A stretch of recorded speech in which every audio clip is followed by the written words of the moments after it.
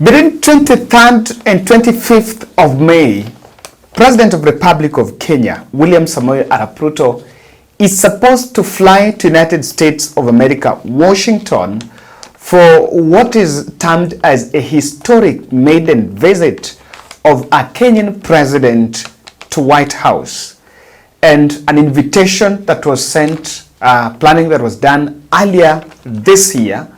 We'll see the president flying out with an itinerary that has been cut downwards by the Kenyan embassy, who have blacklisted some politicians or some leaders that are supposed to go with the president.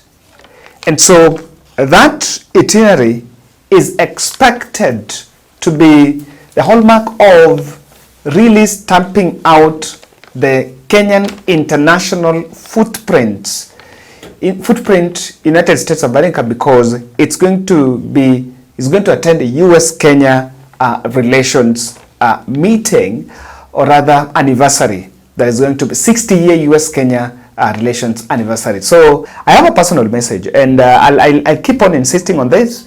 I think this will be the bold desk message on William Ruto's visit to US. There is no problem to push American agenda here. Absolutely no problem. But I wish we change the trajectory, and instead of looking for fundings on donor fundings on some other soft power. There is a speech. I want to play for you a speech by Museveni. And there is something Museveni said here, and he was talking to the World Bank, and he was saying, give us money so that we can produce electricity, so that we can do our raw materials. Don't give us money for capacity building. I want to give you that. I still insist on that. I think as Ruto goes to US and as he pushes deals, we should push things that will help us even to do value addition on our raw materials here. How many railways have been constructed or funded in Africa? The few that have been was by China, the Tanzania Railway to Zambia, and recently China, another one here in Kenya. So that there is no way we want to take coffee, then we export coffee. After exporting coffee, it is processed, then imported back, then sold to us at the shelves. There is no way we can take coffee from the farm and do the value addition here locally, then get it to the shelves. Because not that there are no people that can consume first class coffee here. Yes, we can consume. Kenyans can. We have a very good, we have Kenyans flying out to go and buy gold.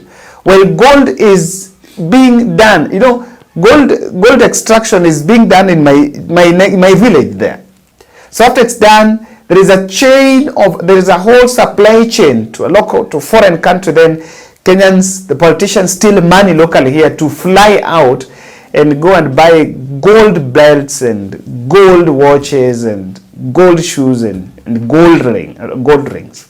So I think we should move towards that, and that will be a good stake to be. There are quite a lot of stake into that trip, and here in the bold we said and we promised you that we'll cover everything about that trip. We'll interpret and look at what really the country needs to know about that visit.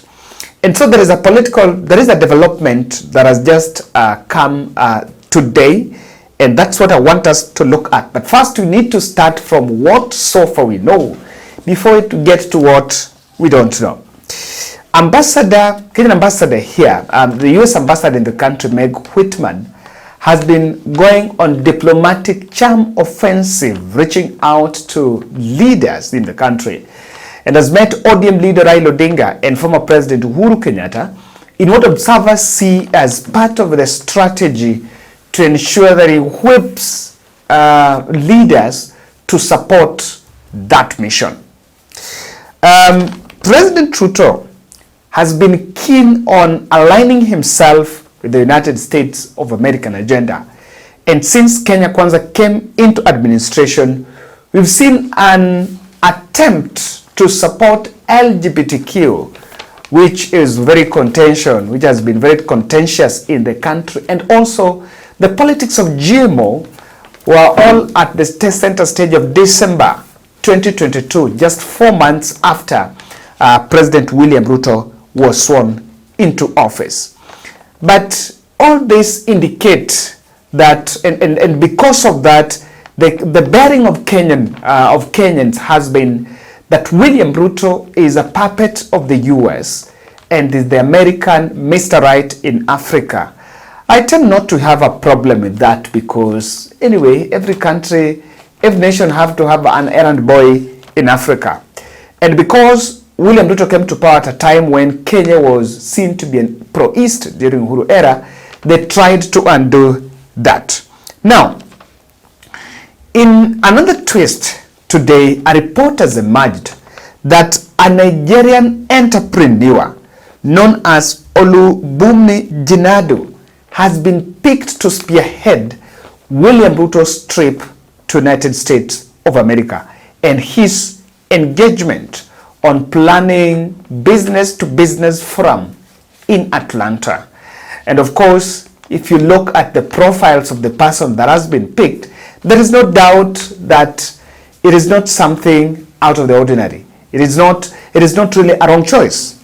The choice cannot be doubted in terms of the competence. He is a mogul that has traversed the world from France, United Kingdom, and US.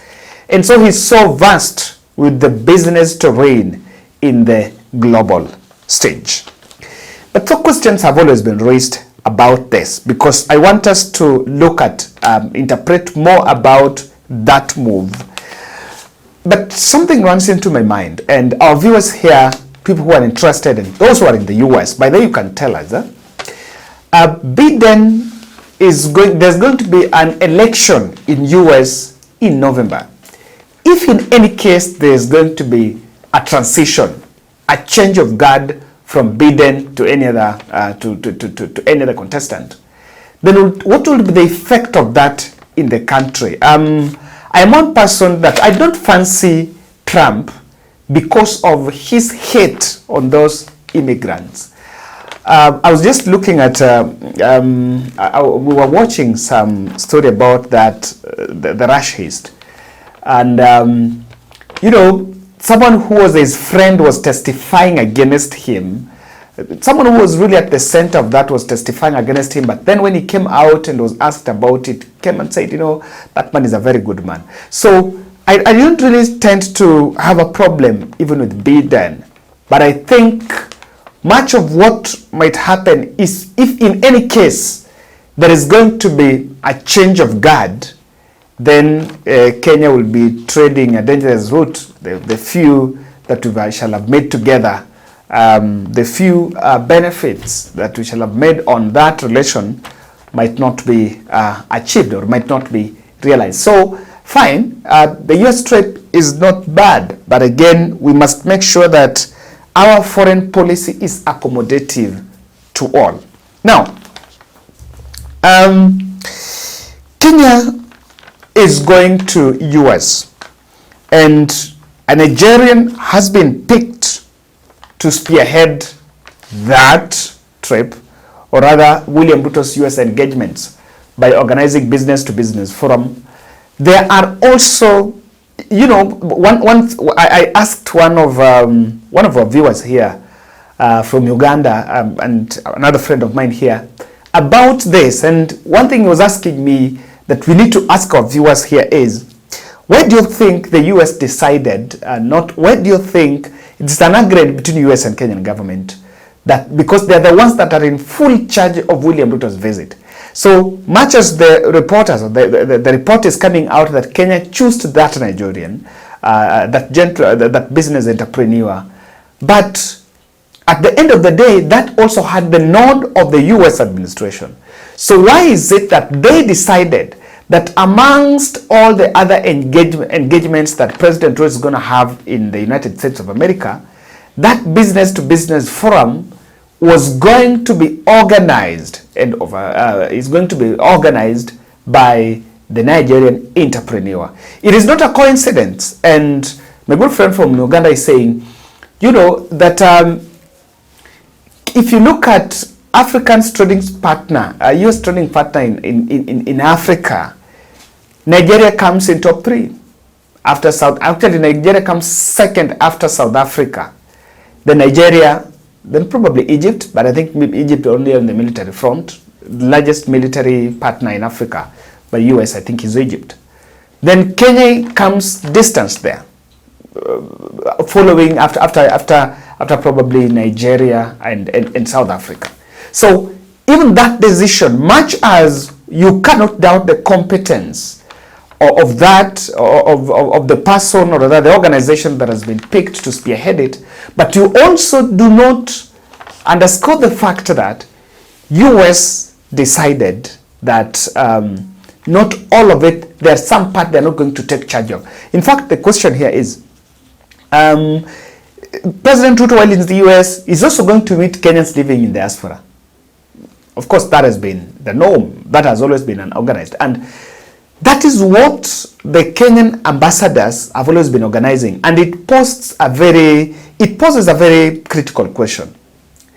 Do our ambassadors, the envoys that we send out of the country, do they just sit in the office? Are they not great mobilizers? And don't they have the potential of having these global networks so that when the president or when we are going there and the president is going to another country, it's actually under them that they can actually organize? So there is a lot of questions that this brings into the picture. You can say for the US, we just dispatched Ezra Chiloba in Los Angeles the other day, so maybe it's not yet done more. But that is just a bit of the discussion. Now, I just want to narrow down to what I am seeing on this move. Number one, I think William Ruto's trip to US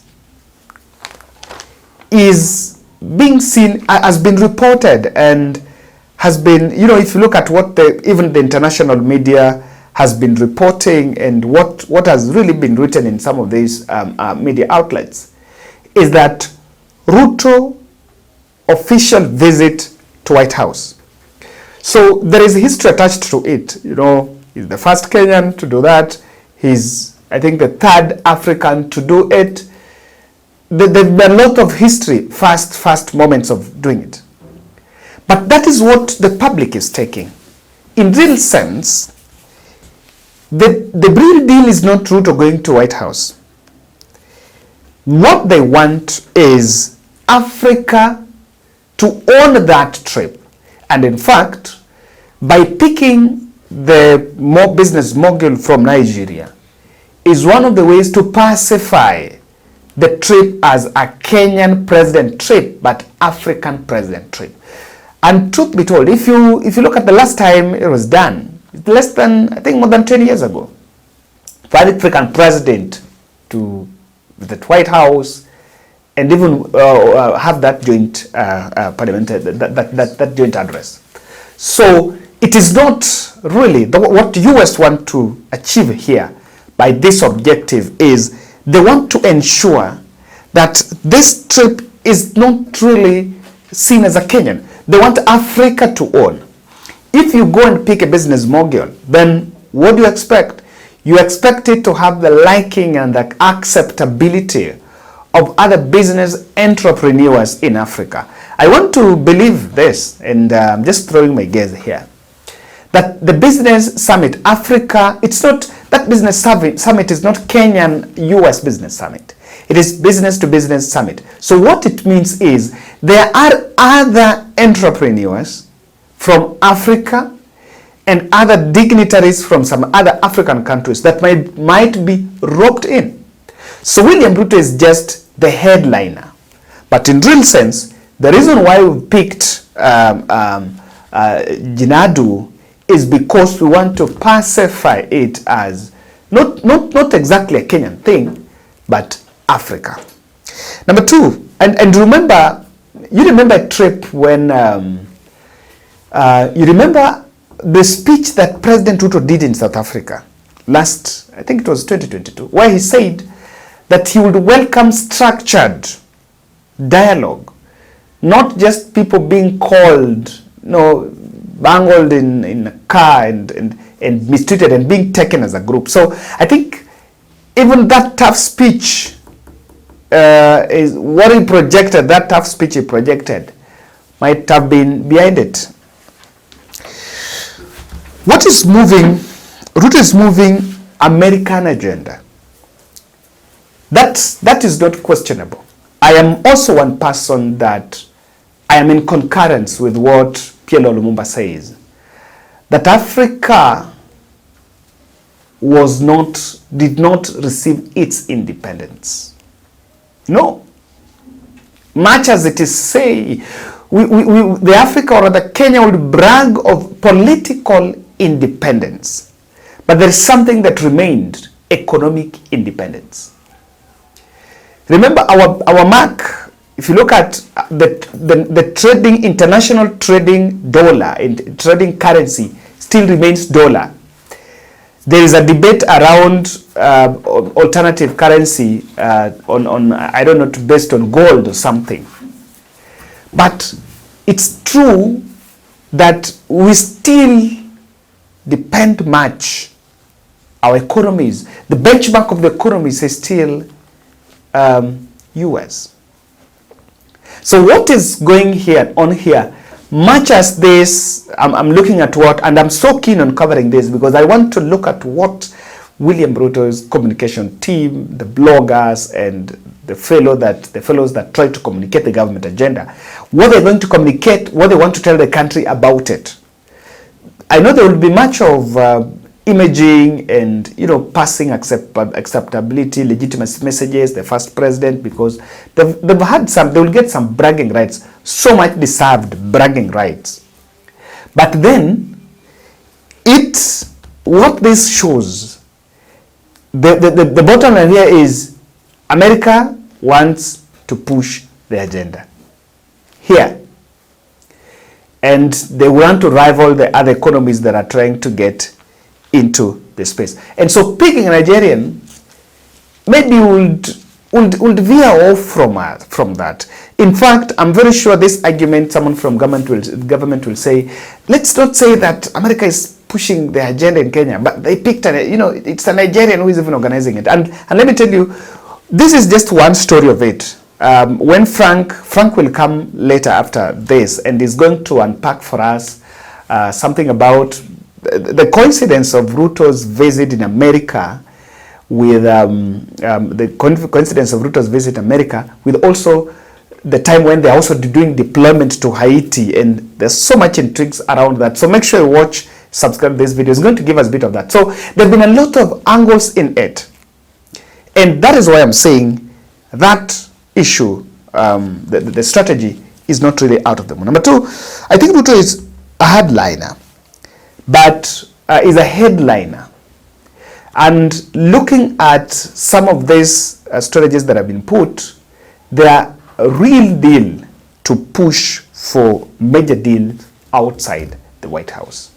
Maybe they realized, there is no deal from the White House that will be good for Kenya. And if you want to get a deal, maybe of some few people setting up some few companies here, then they should be around this. Ladies and gentlemen, thank you for watching.